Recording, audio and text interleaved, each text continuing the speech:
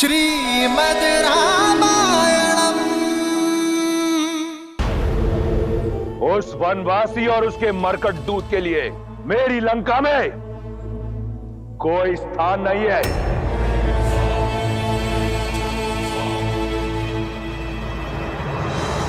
बहुत धैर्य से काम लेना अंगद। आवेश में लिया हुआ निर्णय अनुचित सिद्ध होता है।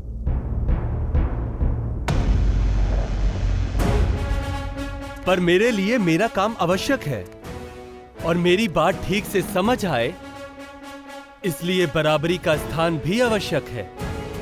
इसलिए मैं अपना स्थान स्वयं बनाऊंगा।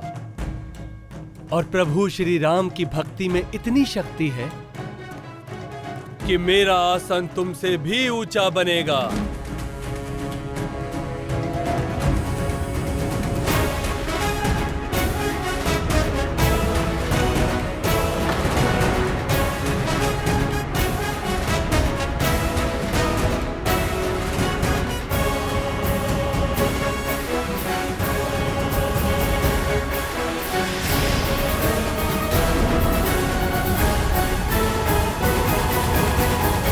जय श्री राम।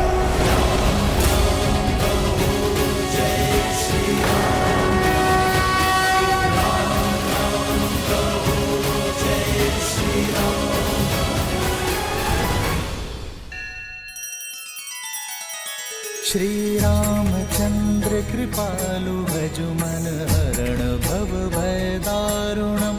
नव कंज लोचन कंज मुख कर कंज पद कंजारुणम। सिया राम, सिया राम, सिया राम, सिया राम। आदर्श और मर्यादा की है ये कथा महापावनम। काट मद श्री से मिला दे श्रीमद् रामायणम। श्रीमद् रामायणम। सिया राम, सिया राम, सिया राम, सिया राम। अच्छी माया दिखाई तुमने। लंका के चौराहे पर कई बार ऐसे करतब देखे हैं मैंने। क्या लगा तुम्हारे राम को मुट्ठी भर वानरों सहित सागर पर सेतु बांध लेगा तो इस संसार में उसकी जय जयकार होगी? सागर तो पंछी भी लांग लेता है, परंतु मैं वो दशानन हूं जिसे स्वर्गलोक तक जाने के लिए भी किसी सेतु की आवश्यकता नहीं होती। अपने पिता की भांति वीर जान पड़ते हो। तुम्हें संदेश देने की नहीं, मेरा उपदेश सुनने की आवश्यकता है। जिस वनवासी ने तुम्हारे पिता को छल से मारा, जाओ मार दो उस वनवासी को और बन जाओ किष्किंधा नरेश। मैं वचन देता हूं किष्किंधा को सर्वदा अपनी छत्र छाया में रखूंगा। जाओ वीरों की भांति अपने पिता की हत्या का प्रतिशोध लो। जब नियति चाहती है कि तुम किष्किंधा नरेश बनो, तो क्यों एक वनवासी के चरणों में दास बनकर पड़े हो? क्यों अपने जीवन का सर्वनाश कर रहे हो? क्यों?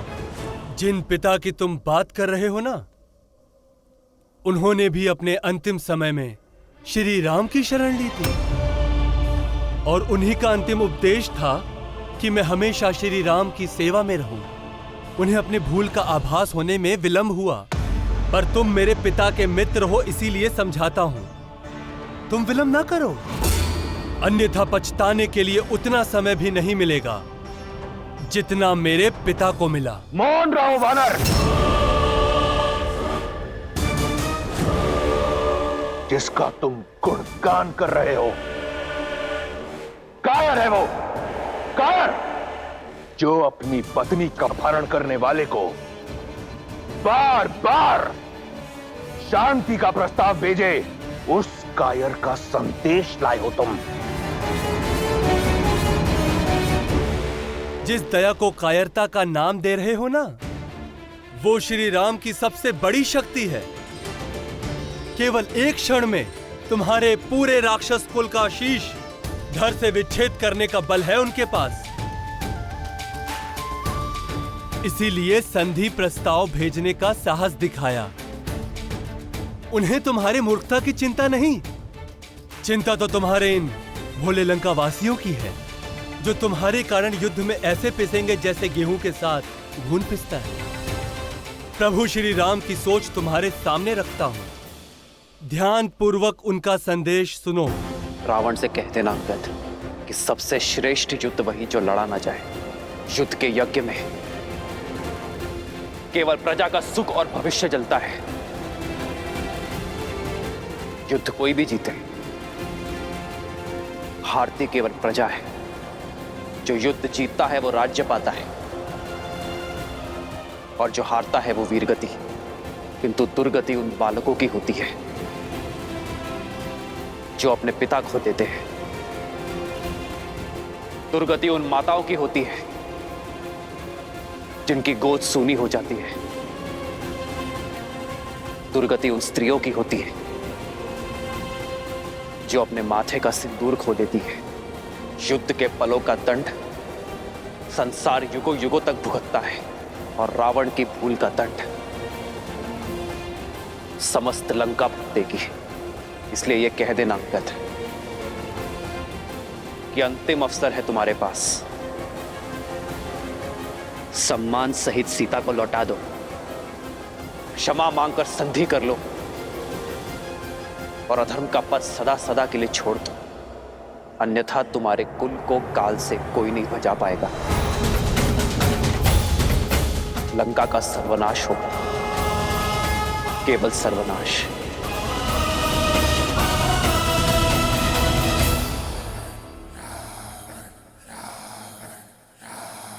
तुमने मेरी आंखें खोल दी अंगद।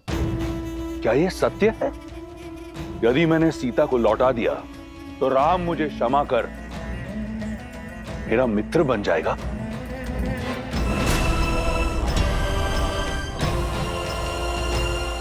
वो सेना जिसने चारों ओर से लंका को घेर रखा है वो लौट जाएगी? मुझे विश्वास नहीं होता।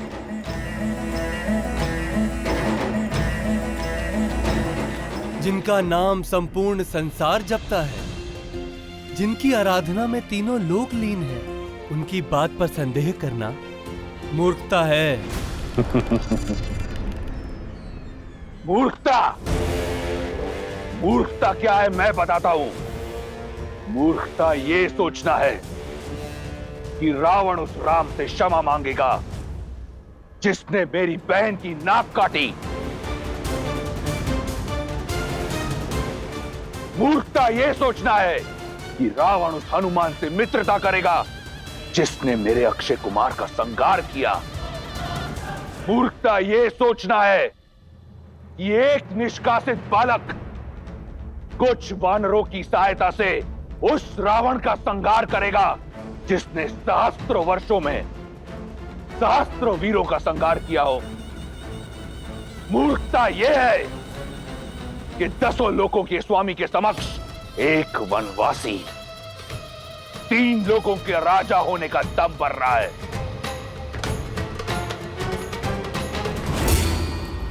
अब ध्यान से सुनना, कह देना उस ढोंगी पाखंडी वनवासी से कि मैं उसे ऐसी मृत्यु दूंगा कि स्वयं काल भी भयभीत हो जाएगा। और रही सीता की बात, तो कह देना उस वनवासी से कि भूल जाए अपनी पत्नी को।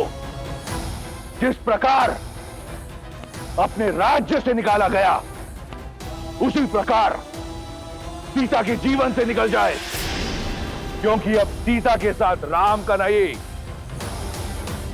रावण का नाम लिया जाएगा। रावण का।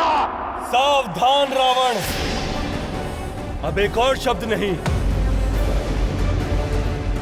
संदेश लेकर आया था महाज्ञानी रावण के लिए, परंतु उत्तर दिया इस दंभी राक्षस ने। दूत हूं इसलिए तुम्हारा मान रखा, परंतु इसका अर्थ यह नहीं है कि मैं अपने प्रभु श्री राम का अपमान सह लूंगा।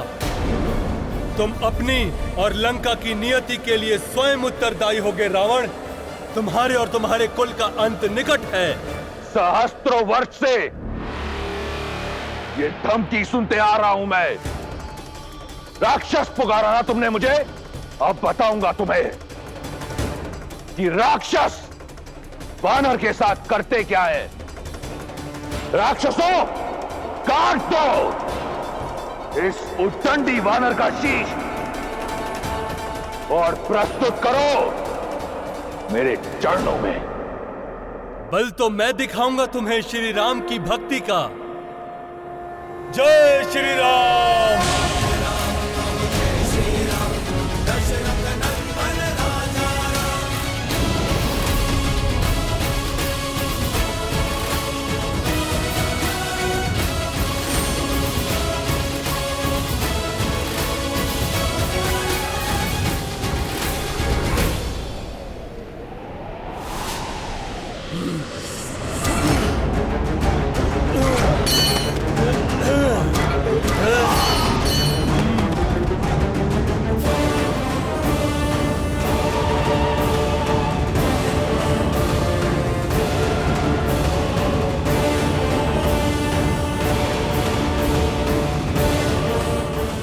मैं बाली पुत्र अंगद, किष्किंधा का युवराज, प्रभु श्री राम का दूत, यहां खड़े हर एक वीर को ललकारता हूं।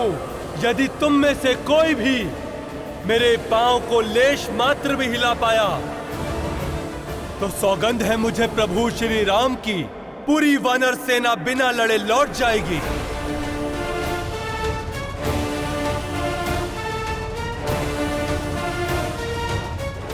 माता सीता पर कोई अधिकार नहीं जताएगा और किष्किंधा समेत अयोध्या सदा दशानन की दास रहेगी। जय श्री राम।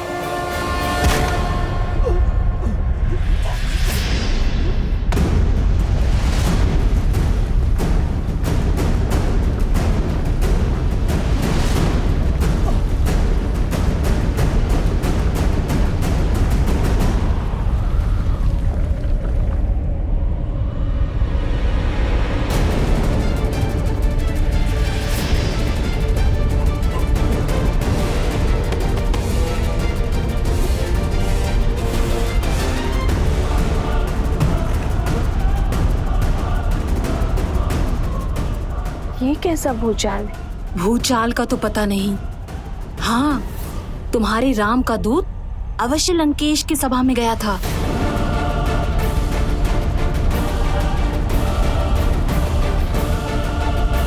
प्रभु, ये कंपन कैसी? लगता है रावण ने अंगद के सामने मर्यादा लांघने की भूल कर दी। अंगद कुशल तो होगा ना? महाराज सुग्रीव, वीर बाली का पुत्र है वो और मेरा शिष्य है, और प्रभु श्री राम का शेष कवच है उस पर। विश्वास रखिए महाराज, अंगद जिनके कार्य के लिए निकले हैं उसकी रक्षा भी वही श्री राम ही करेंगे।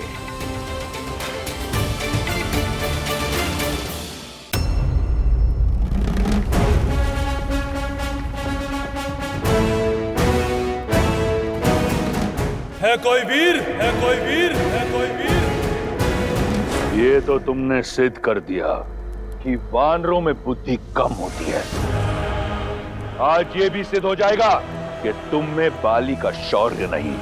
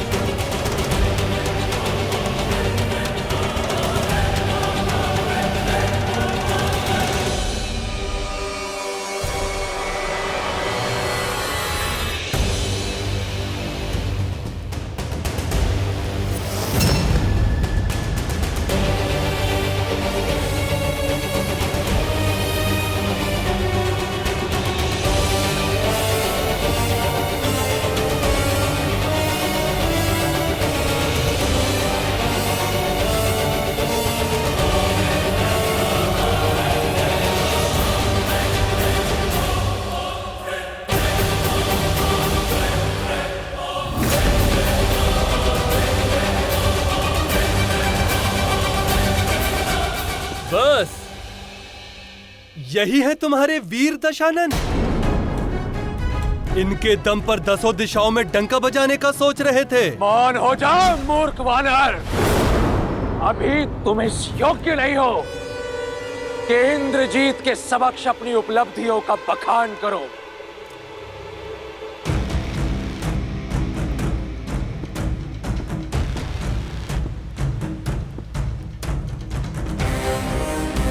बहुत दंडता कर ली तुमने। अब पहले तुम्हारा ये पैर हिलेगा और उसके पश्चात मेरी इसी भुजा से तुम्हारा शीश कटेगा। जिस स्थान पर तुमने अपना ये पैर रखा है उसी स्थान पर तुम्हारा धड़ गिरेगा।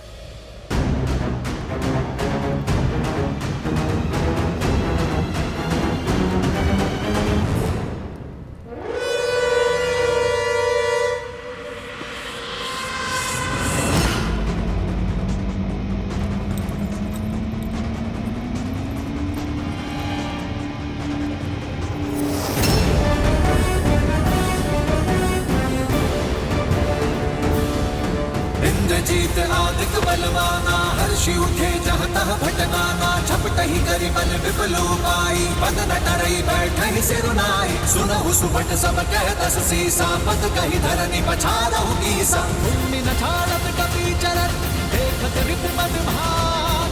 कोटि विघ्न ते संत कर, मंजिली नीति न त्याग।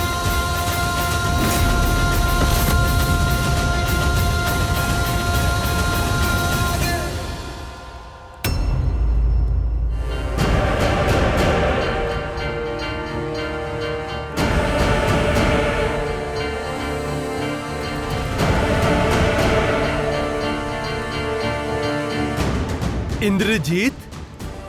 कौन से इंद्र को जीता है?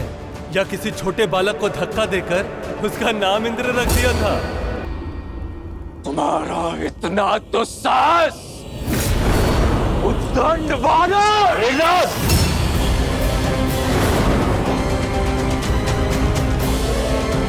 इसका वध होगा, तुम्हारे हाथों से होगा, परंतु इसकी चुनौती का उत्तर देने के बाद।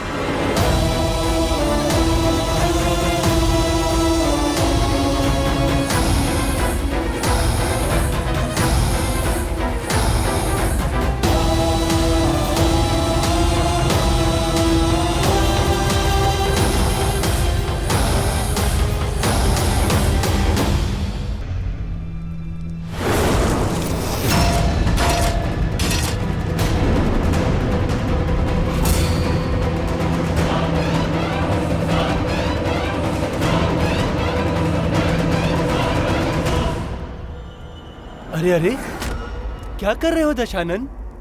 दूत के पांव नहीं पकड़ते। अब पैरों में गिरना ही है तो जाके श्री राम के पैरों में गिरो। कदाचित अधिक और गिरने से बच जाओगे। तुम्हारे पूरे कुल का उद्धार हो जाएगा। सुना है सर्वज्ञानी हो, तो तनिक सोचो। जिनके एक दूत ने तुम्हारी पूरी लंका जला डाली और जिनके दूसरे बालक दूत ने तुम्हारे सभी वीरों को अपने पैरों में झुका दिया, तो सोचो, जब स्वयं प्रभु श्री राम यहां आएंगे तो क्या होगा? तुमसे अधिक तो तुम्हारा मुकुट बुद्धिमान है। श्री राम की महानता के आगे झुक गया।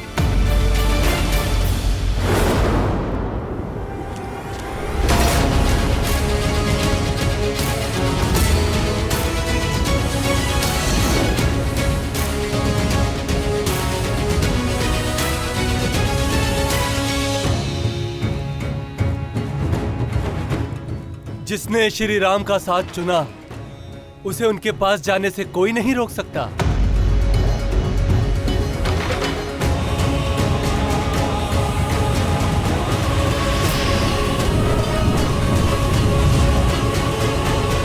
प्रभु श्री राम, वो क्या आ रहा है?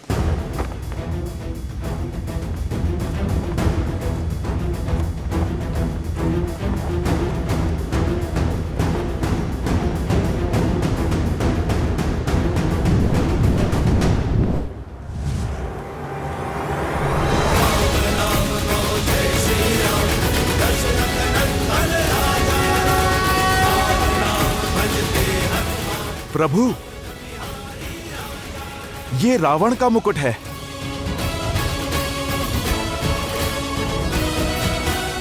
रावण का मुकुट?